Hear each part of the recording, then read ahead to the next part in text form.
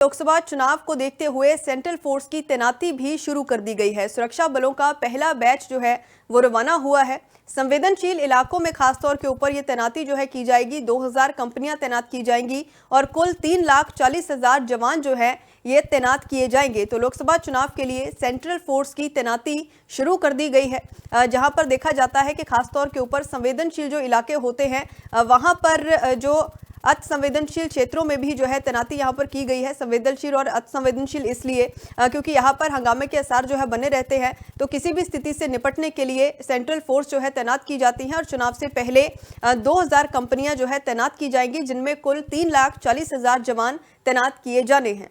तो ग्राफिक के जरिए भी आपको बता दें कि लोकसभा चुनाव को लेकर ईसी ने 3,40,000 अर्धसैनिक बलों की मांग जो है वो की थी, जिनकी प्रवानगी दी गई। और पहले सप्ताह में बीएसएफ की 430 कंपनियां जो है वो तैनात की जानी है। ग्राफिक्स के जरिए भी आपको समझा रहे हैं कि किस तरीके से ये तैनाती हो रही है। सीआईएसएफ की 155 और सीआरपीएफ की 500 कंपनियां जो है यहाँ पर तैनात की जाएगी।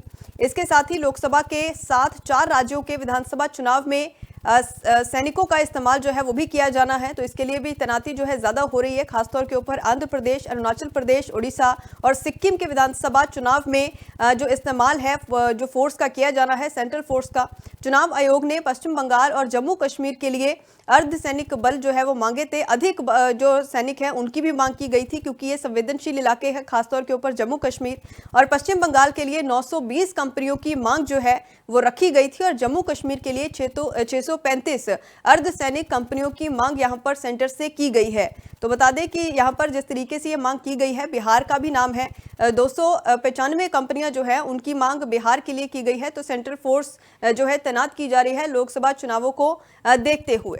लोकसभा चुनाव को देखते हुए सेंट्रल फोर्स की तैनाती भी शुरू कर दी गई है। सुरक्षा बलों का पहला बैच जो है वो रवाना हुआ है। संवेदनशील इलाकों में खासतौर के ऊपर ये तैनाती जो है की जाएगी। 2000 कंपनियां तैनात की जाएंगी और कुल 3,40,000 जवान जो है ये तैनात किए जाएंगे। तो लोकसभा चुनाव के लिए सेंट्रल फोर्स की तैनाती शुरू कर दी गई है, जहां पर देखा जाता है कि खासतौर के ऊपर संवेदनशील जो इलाके होते हैं वहां पर जो अति संवेदनशील क्षेत्रों में भी जो है तैनाती यहां पर की गई है। संवेदनशील और अति संवेदनशील इसलिए क्योंकि यहां पर हंगामे के आसार जो है बने रहते हैं, तो किसी भी स्थिति से निपटने के लिए सेंट्रल फोर्स जो है तैनात की जाती है। और चुनाव से पहले 2000 कंपनियां जो है तैनात की जाएंगी, जिनमें कुल 3,40,000 जवान तैनात किए जाने हैं। तो ग्राफिक्स के जरिए भी आपको बता दें कि लोकसभा चुनाव को लेकर ईसी ने 3,40,000 अर्धसैनिक बलों की मांग जो है वो की थी, जिनकी प्रवानगी दी गई। और पहले सप्ताह में बीएसएफ की 430 कंपनियां जो है वो तैनात की जानी है। ग्राफिक्स के जरिए भी आपको समझा रहे हैं कि किस तरीके से ये तैनाती हो रही है। सीआईएसएफ की 155 और सीआरपीएफ की 500 कंपनियां जो है यहाँ पर तैनात की जाएगी।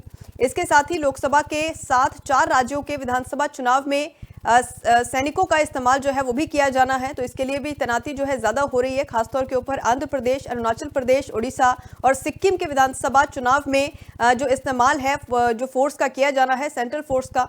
चुनाव आयोग ने पश्चिम बंगाल और जम्मू कश्मीर के लिए अर्धसैनिक बल जो है वो मांगे थे। अधिक जो सैनिक हैं उनकी भी मांग की गई थी, क्योंकि ये संवेदनशील इलाके हैं, खासतौर के ऊपर जम्मू कश्मीर। और पश्चिम बंगाल के लिए 920 कंपनियों की मांग जो है वो रखी गई थी और जम्मू कश्मीर के लिए 635 अर्धसैनिक कंपनियों की मांग यहां पर सेंटर से की गई है। तो बता दें कि यहां पर जिस तरीके से ये मांग की गई है, बिहार का भी नाम है। 295 कंपनियां जो है उनकी मांग बिहार के लिए की गई है। तो सेंट्रल फोर्स जो है तैनात की जा रही है लोकसभा चुनावों को देखते हुए।